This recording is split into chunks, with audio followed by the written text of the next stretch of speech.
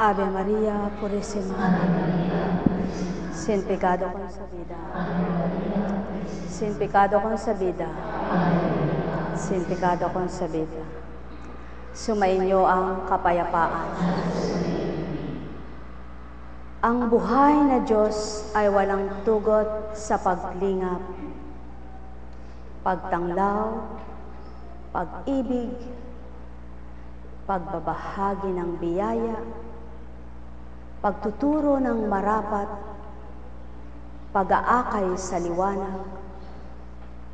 Ito po ba'y napapatotohanan lahat ng tao?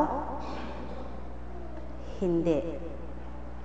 Maliban ang taong tuwirang nakakakilala at nakakadama sa buhay na Diyos na pinangangalandakan ng tumatanggap at nakadarama.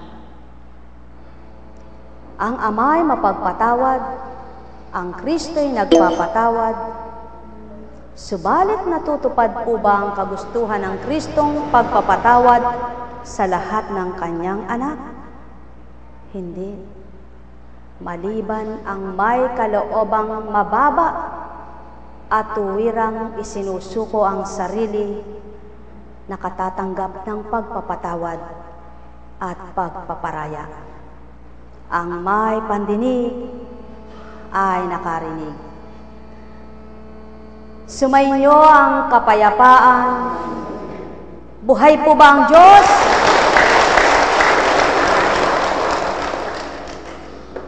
Mainit na naman po ang panahon, ano po?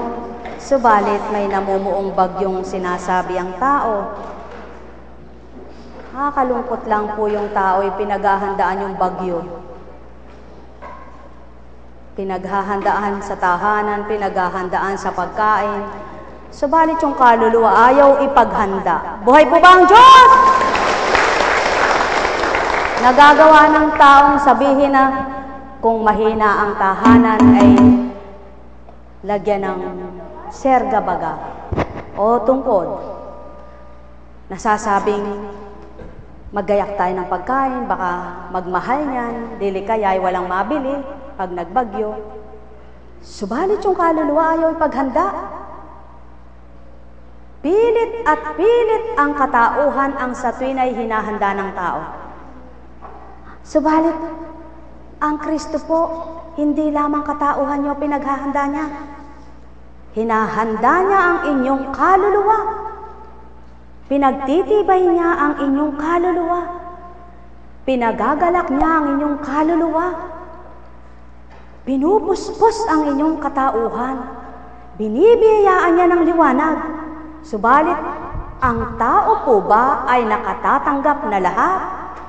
Mga mahal ko, kay hirap, kay sarap, ang tuwirang alay mo ay totoo. Mahirap sapagkat sakit ng kalooban, sakit ng nag-alay, hindi kayang tanggapin at unawain ang inaalayan ng tunay na nag-aalay. Gala sapagkat sa kabila ng lahat, nararamdaman mo ang tuwirang paglingap. Buhay po ba ang Diyos? Inyo pong pakinggan ang karamot na bahagi sa banal na kasulatan.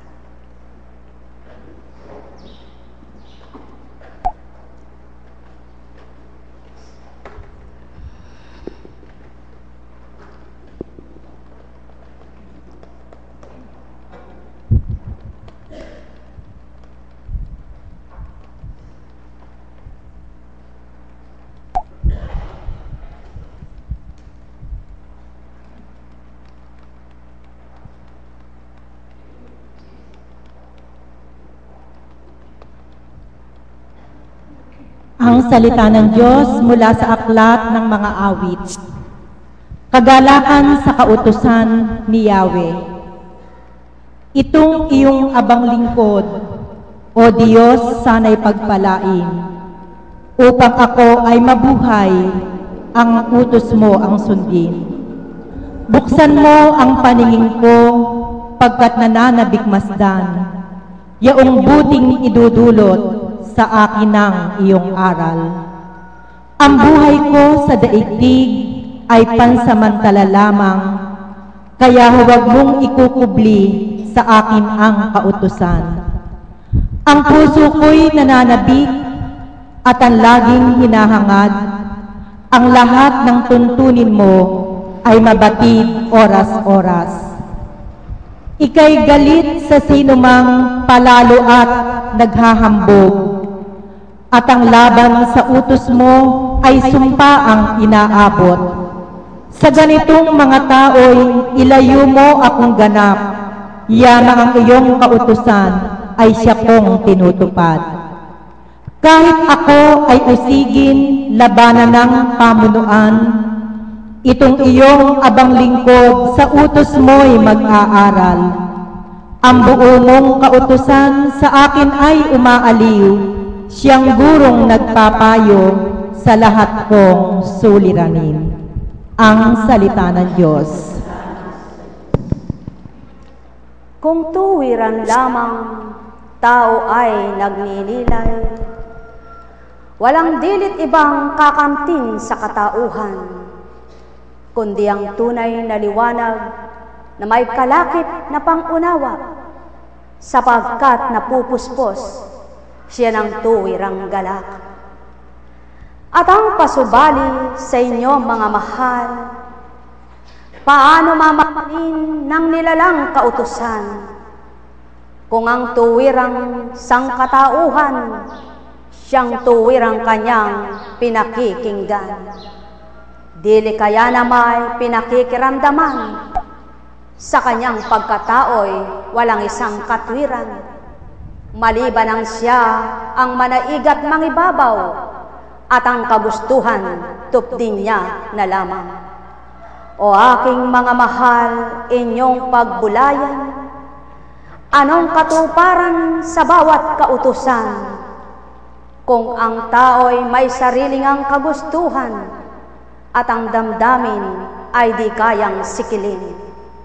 Taong aking mga mahal, inyong pagnilayan, anong silbi ng alay ko kung di tatantuin ito? Hindi baga ito'y walang silbi't walang kaparaanang mabago, taong nilalayon kong ilapit tuwina sa ama ko, sapagkat tuwirang kong tinuturan, ang may pandinig ay nakarinig. Sumainyo ang kapayapaan.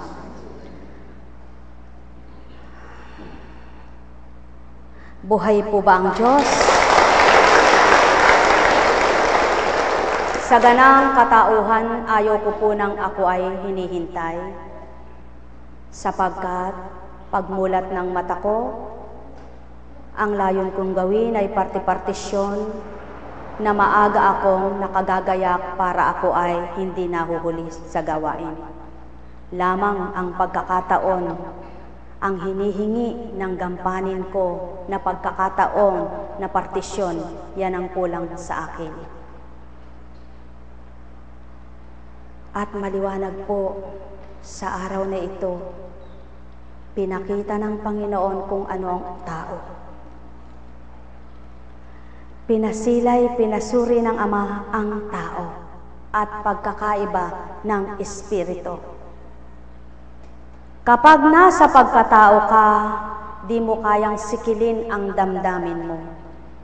Di mo mapananaig ang kalooban at kagustuhan ng Kristo at ng Ama. Subalit kapag ang nagahari sa iyo ay Espiritu, patay ang damdamin mo, nabubuhay ang puso mo, ang laman mo'y namamatay. Ang sabi nga po, kaya nga may puso, may katawan, at ang katawan ang nilalang. Ang nilalang may katawan, ang katawan may damdamin. Subalit kapag ang katawan at ang puso ay hindi nagtugma ang damdamin, iba ang